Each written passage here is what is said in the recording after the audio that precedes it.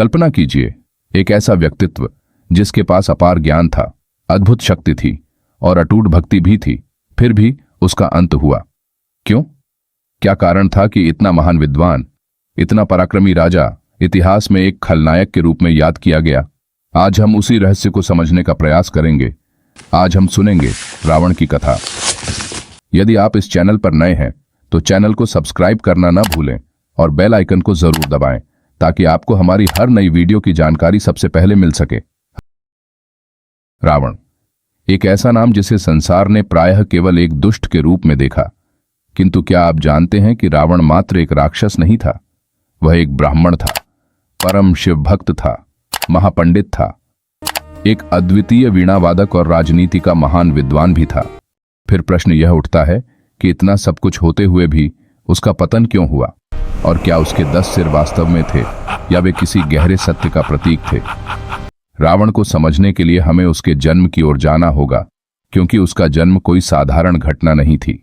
पुराणों के अनुसार रावण वास्तव में भगवान विष्णु के धाम वैकुंठ का द्वारपाल जय था। अपने कर्तव्य के प्रति वह इतना कठोर और सतर्क था कि किसी भी व्यक्ति को बिना अनुमति भीतर प्रवेश नहीं करने देता था। एक दिन जब महान ऋषि वैकुंठ पहुंचे तब जय ने उन्हें रोक दिया, क्योंकि भगवान विष्णु विश्राम कर रहे थे।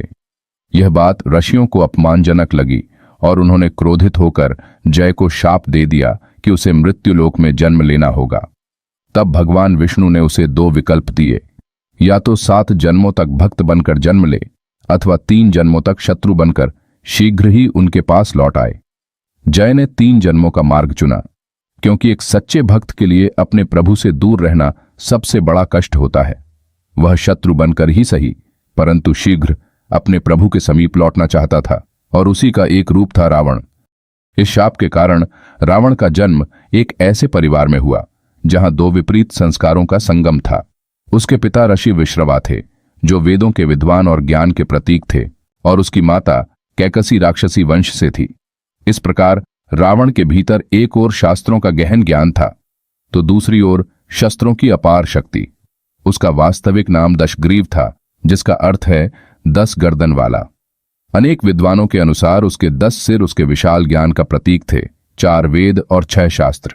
वहीं एक अन्य व्याख्या यह भी कहती है कि ये 10 सिर मनुष्य के भीतर विद्यमान 10 प्रवृत्तियों का प्रतीक थे, काम, क्रोध, लोभ, मोह, मद, मत्सर तथा मन, बुद्धि, चित्त और अहंकार।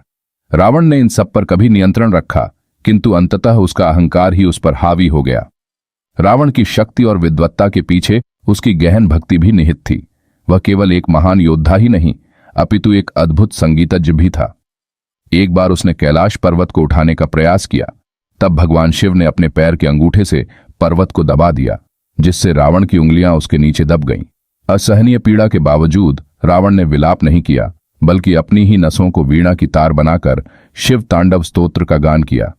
उसकी इस अद्वितीय भक्ति से प्रसन्न होकर भगवान शिव ने उसे चंद्रहास नामक दिव्य तलवार प्रदान की, किंतु एक शर्त के साथ कि उसका प्रयोग कभी किसी निर्दोष के विरुद्ध नहीं किया जाएगा। किंतु जब माता सीता की रक्षा करते हुए जटायु ने रावण को रोका, तब रावण ने उसी तलवार का प्रयोग किया, और उसी क्षण वह दिव्य अस्त्र उसे छोड़कर सदा के लिए विलीन हो गया।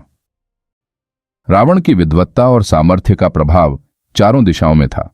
उसने वेदों का गहन अध्ययन किया, संगीत में योगदान दिया और रावणहट्टा जैसे वाद्य का निर्माण किया, जिसे आज भी बजाया जाता है। इतना ही नहीं, ऐसा भी कहा जाता है कि उसने नवग्रहों तक को अपने वश में कर लिया था। जब उसका पुत्र मेघनाद जन्म लेने वाला था, तब उसने ग्रहों को इस प्रकार नियंत्रित किया कि उसका पुत्र अत्यंत शक्तिशाली बने। किंतु जब ज्ञान और शक्ति के साथ विनम्रता नहीं होती, तो वही सब कुछ विनाश का कारण बन जाता है। इसी अहंकार के कारण रावण ने लंका, जो उसके भाई कुबेर की थी, उससे छीन ली और पुष्पक विमान पर अधिकार कर लिया। किंतु उसकी सबसे बड़ी भूल तब हुई जब उसने माता सीता का हरण किया, जो स्पष्ट रूप से अधर्म था, और इसी अधर्म के अंत के लिए भगवान श्री राम ने धरती पर धर्म और मर्यादा का आदर्श स्थापित किया। रावण को पराजित करना सरल नहीं था, क्योंकि उसकी नाभि में अमृत स्थित था, जो उसे पुनः जीवित कर देता था। किंतु जब भगवान श्री राम के बाण ने उस रहस्य को भेद दिया, तब रावण का अंत निश्चित हो गया और अधर्म का विनाश हुआ। किंतु इस कथा का सबसे गहन संदेश उसके अंत में निहित है। जब रावण अपने अंतिम क्षणों में था, तब भी भगवान श्री राम ने उसका सम्मान किया और लक्ष्मण को उसके पास ज्ञान प्राप्त करने के लिए भेजा।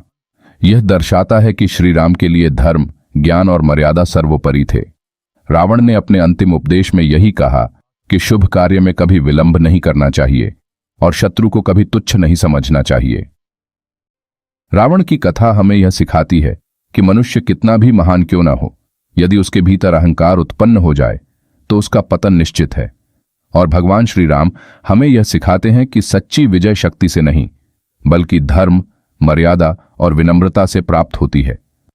तो आप क्या सोचते हैं, क्या रावण केवल एक खलनायक था या एक महान विद्वान जो अपने ही अहंकार से पराजित हो गया? अपने विचार अवश्य साझा करें और यदि यह कथा आपको पसंद आई हो तो जय श्री राम लिखना ना भूलें।